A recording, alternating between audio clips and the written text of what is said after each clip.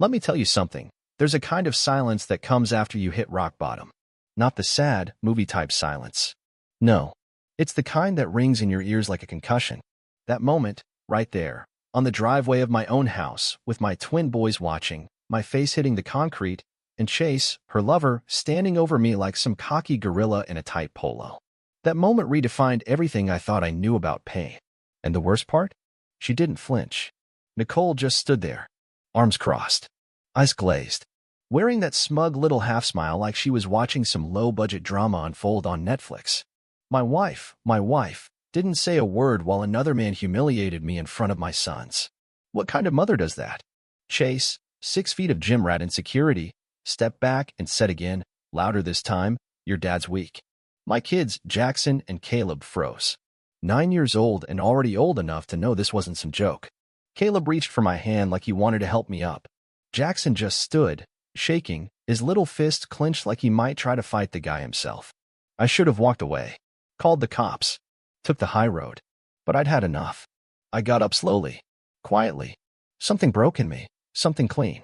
I remember hearing the snap of my own bones before his. 10 minutes later, Chase was sobbing on the lawn like a toddler while I held his wrist twisted back against its natural direction. His knuckles were deformed, cracked like thin ice under pressure. He screamed like a dying animal. Nicole screamed too, but not for me. "Stop. You're crazy. What's wrong with you, Evan?" I looked her dead in the eyes, blood on my knuckles. "What's wrong with me? You let that clown put his hands on me in front of our children, and I'm the problem." Her only answer was a slap, sharp, sudden, shocking. I just stood there and let her. My kid screamed this time. Jackson shoved her, yelling, "Leave Daddy alone." That nearly broke me again. But let me back up, because this wasn't just some random eruption. This moment, this fight on my front lawn in suburbia, was a climax. The affair didn't start here, but the lies, the cold stares, the missing hours, they'd been dripping into my life for months like poison in my coffee. I just didn't want to believe it. Not from Nicole. We met in college. She was wild, yeah, but I was the anchor. I grounded her. Or so I thought. She used to call me her home. Somewhere along the way, I guess home got boring. I should have known something was off 2 months ago when she lost her phone for the 4th time in a week. Or when she started dressing like she was heading to Miami clubs to grab groceries. And definitely when she stopped letting me touch her. Always tired. Always moody. Her kisses felt like customer service, mandatory and fake. One night, I saw her smile at a text and hide the screen like a teenager. I asked her who it was. She said, "Melissa, from yoga class." Melissa had moved to Denver 2 years ago. I didn't say anything. I just filed it away. Then the phone call started, late, muffled, fast. Always in the bathroom. Always with the shower running. She thought that was clever. But what sealed it for me was Caleb. "Dad," he whispered one night, "Mom kissed a man who's not you." At the mall. It felt like a gunshot through my spine. I followed her the next day. No confrontation. Just shadowed her like a ghost in my own life. She went to a friend's house. 30 minutes later, she walked into a downtown apartment complex and buzzed up. A man opened the door. She didn't hesitate, just kissed him. Not a peck. Not friendly. It was deep. Intimate. Hungry. That man? Chase. Her trainer. And tonight, this same clown pushed me down in front of my sons and declared me weak. That's why I broke his hands. But this story isn't about violence. It's about betrayal. And about what comes next. Because after I left him sobbing and her screaming, I packed a bag, grabbed my kids, and left. No words. No drama. Just silence. The kind of silence that cuts deeper than any insult ever could. And trust me, this is just the beginning. The drive to my brother's house was almost silent, except for Caleb's occasional sniffles in the back seat. I could see them both through the rearview mirror, curled up with their backpacks, still in shock. I had blood on my knuckles and dirt on my jeans, and I didn't even care. I should have been trembling, but all I felt was heat, boiling, bitter heat crawling up the back of my neck like I was about to explode again. My brother, Tyler, met us at the door. No questions. Just opened the door, took one look at me, then at the boys, and stepped aside. "You staying the night or moving in?" he asked flatly. "Don't know yet," I said. "Probably both." I didn't sleep. Just sat on the floor of the guest room with a beer in one hand and the image of Chase's face crushed beneath my elbow replaying in my head. Not out of pride, out of rage. Out of this deep, sickening realization that the woman I built a life with stood behind him. Let him humiliate me. Let him mock me. And then had the audacity to scream at me for defending myself. And she had the nerve to text me 2 hours later. You're insane. The kids don't need to see that. You traumatized them. I'm calling a lawyer. I stared at the message like it was a prank. No apology. No explanation. Just blame. So I replied. You stood there and let him put his hands on me. In front of our kids. You traumatized them. We're done. She didn't answer. Not that night. Not until the next afternoon, when she finally called. I didn't pick up. I let it ring. Again. And again. 8 times in a row. Eventually, I answered. Her voice was ice. Evan, we need to talk like adults. You're being dramatic. Dramatic. I said, my voice low. Nicole, our kids watched your boy toy knock me down. And you didn't even blink. He didn't knock you down. Evan. You tripped. Don't twist the story. I almost laughed. You really going to rewrite reality that fast? The boys saw it. I felt his hands on my chest. She sighed, bored, like she was already tired of me. Can we not make this about your ego? My ego? My ego? It was like I was talking to a stranger. A manipulative, soulless stranger. This wasn't the Nicole I married. This wasn't the woman I watched give birth to our sons, who once cried in my arms when her dad passed. That woman was gone. Replaced by someone cold, calculating, cruel. You cheated, I said, flat out. You've been sneaking around behind my back, lying to our kids, disrespecting me in our home. And you let some random jackass put hands on me in front of them. And I'm the one you're calling unstable? You're embarrassing yourself, she said calmly. We haven't been happy for years. Maybe if you'd been more of a man. I hung up. There was no salvaging this. No therapy. No, let's talk this through.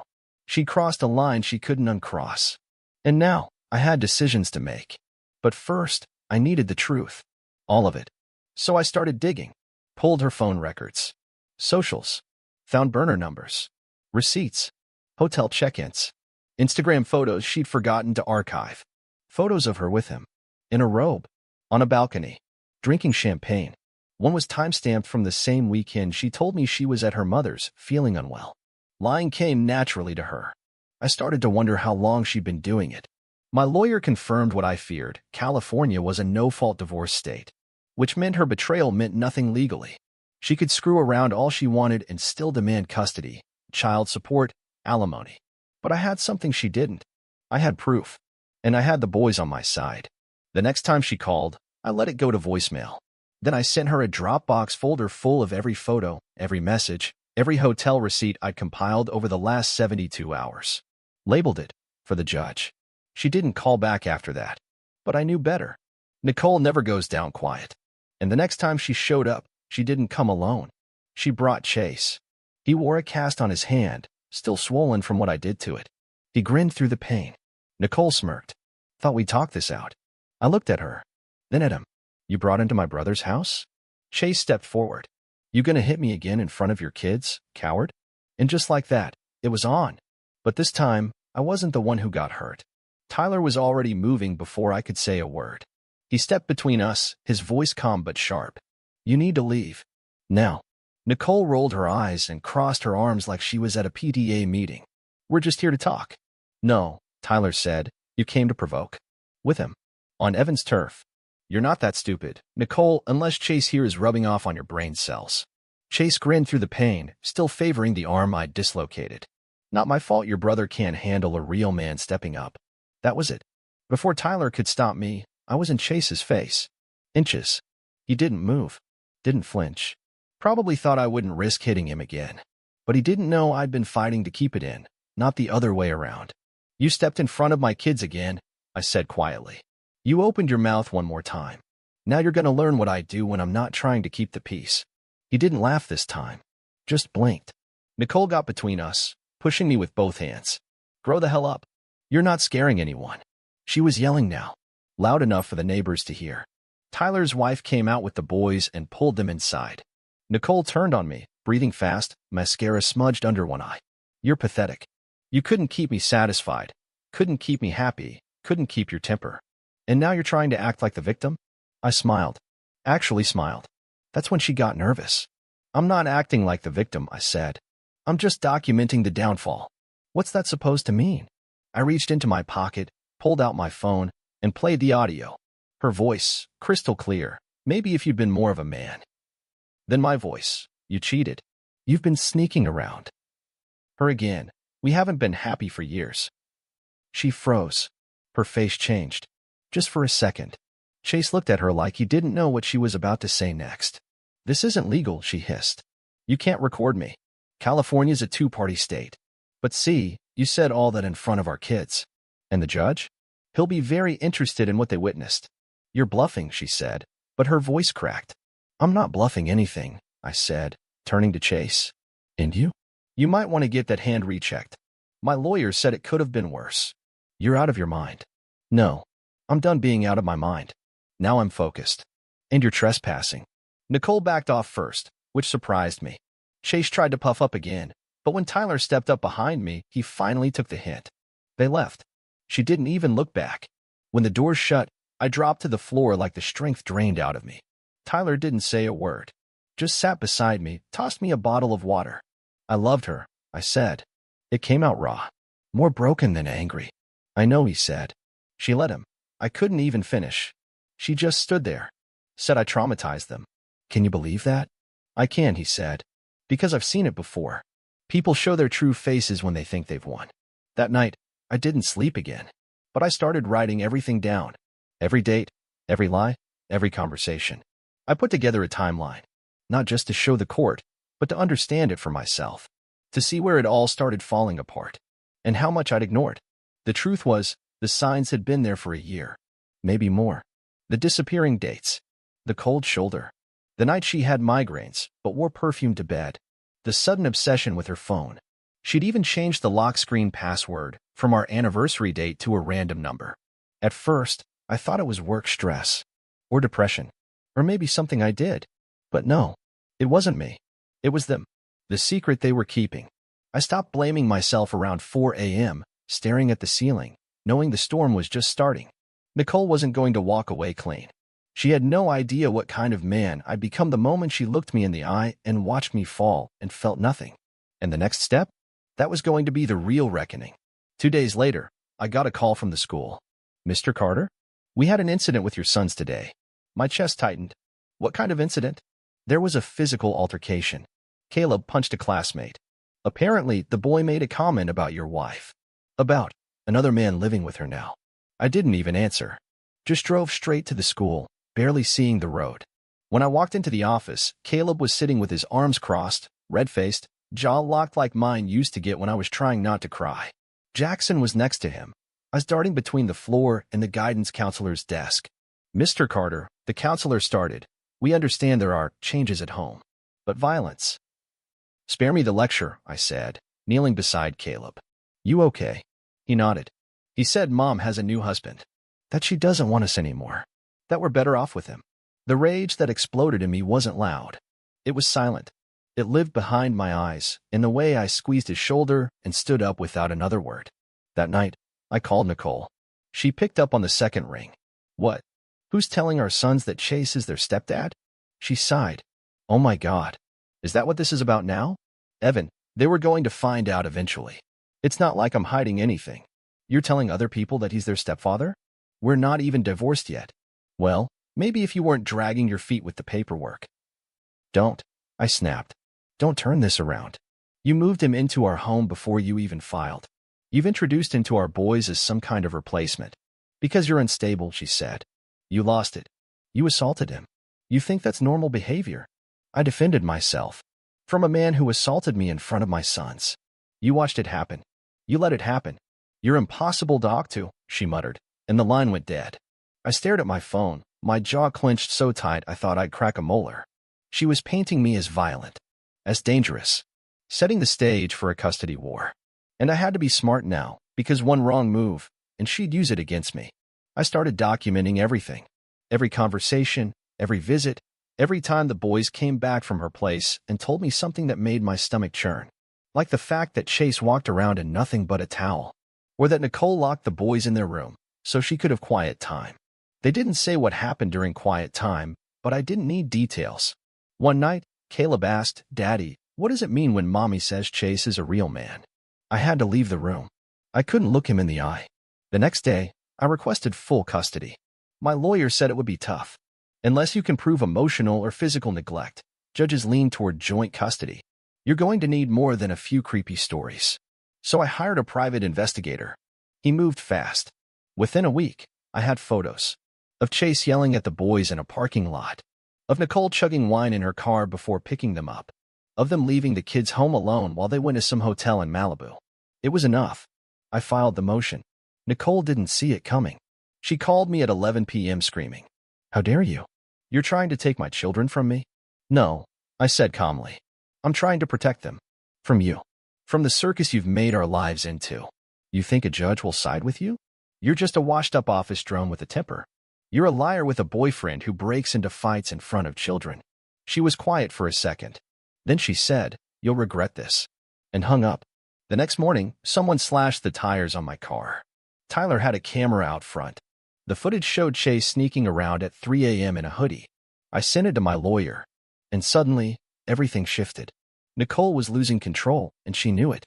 She started texting me sweetly, sending me just checking in messages, old photos, fake nostalgia. I didn't respond, because I wasn't her punching bag anymore, and she was starting to realize she'd picked the wrong man to betray. A week later, she showed up at my door. No warning, no text, just her standing there like she hadn't turned my life into a circus, dressed like she was on her way to a date, but with just enough tear gloss in her eyes to fake sincerity. The same eyes that used to look at me like I was her whole world. Now, they were hunting something, pity, maybe, or leverage. "I just want to talk," she said. I didn't move, didn't invite her in. Tyler was out back with the kids, and I wasn't about to let her pull another performance in front of them.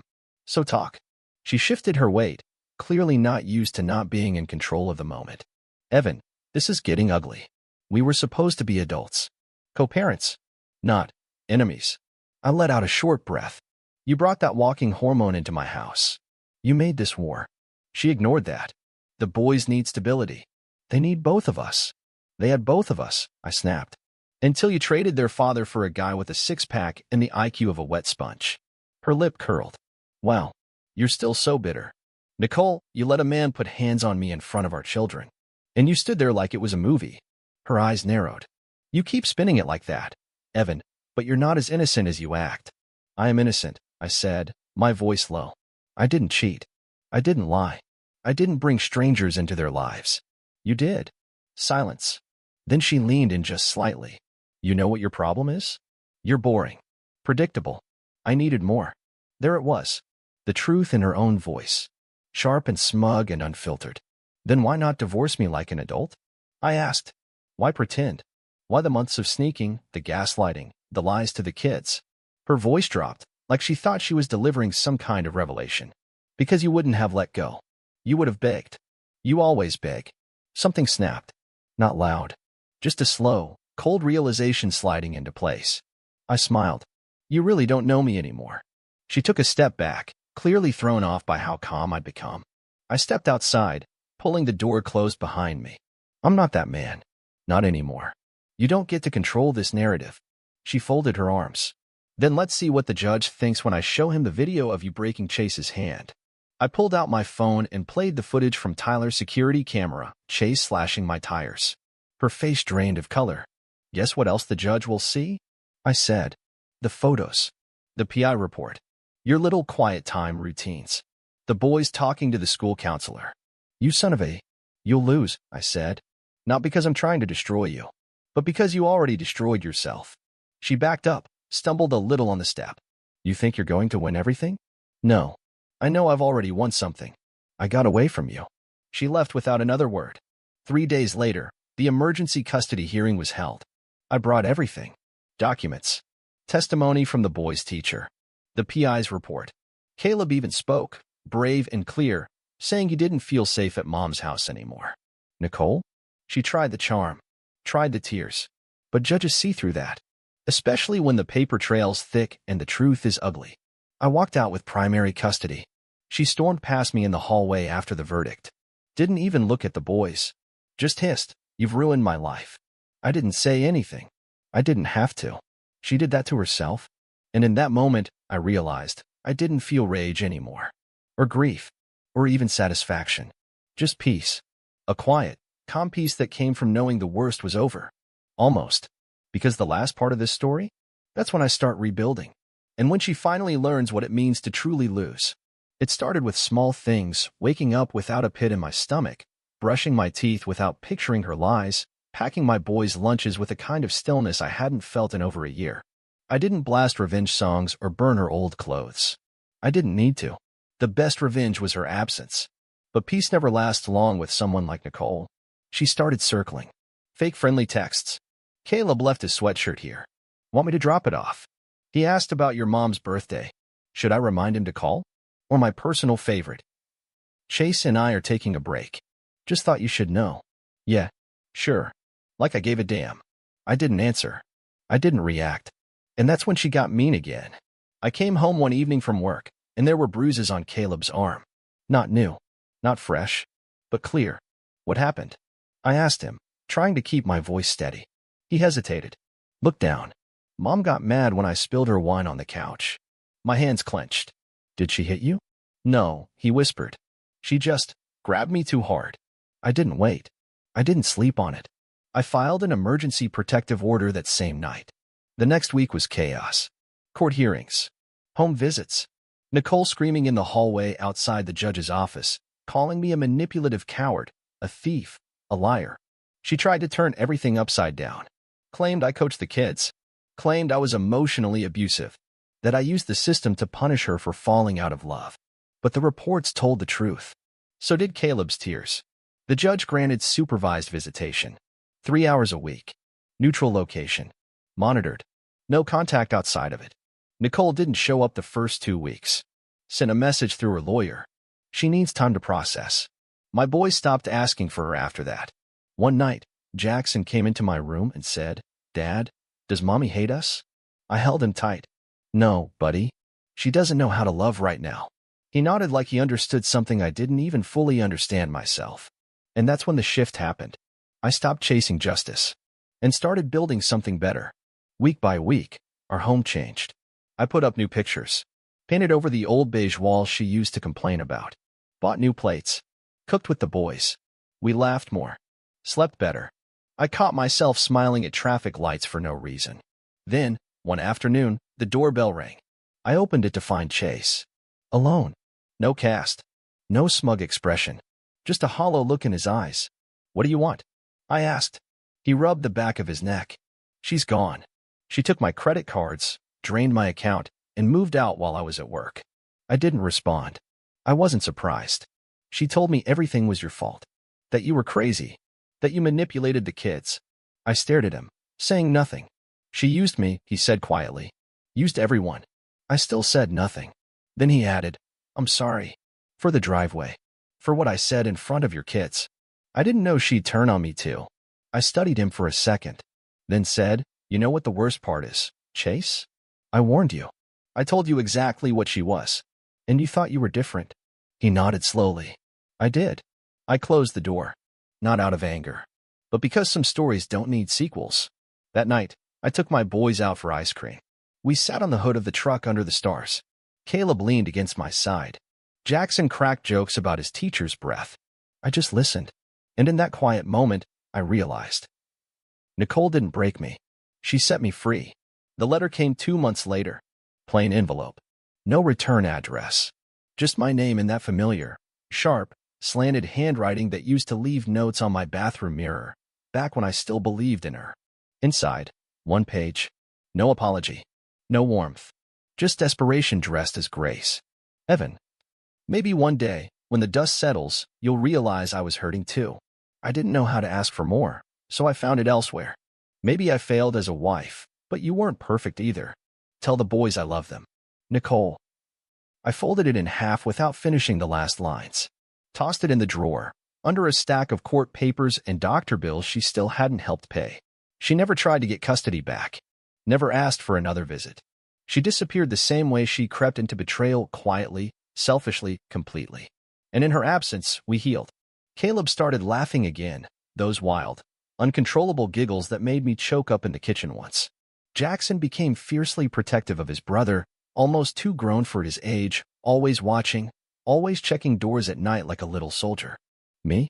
I learned to breathe again. The house became ours. Not the one she decorated, but the one we rebuilt. I let the boys draw on the walls of the basement. We turned the garage into a Nerf gun arena. I burned the bed sheets she picked out and bought ones in navy blue, simple, quiet, mine. One night, as I tucked the boys in, Jackson asked, "Do you still love her?" I didn't answer right away.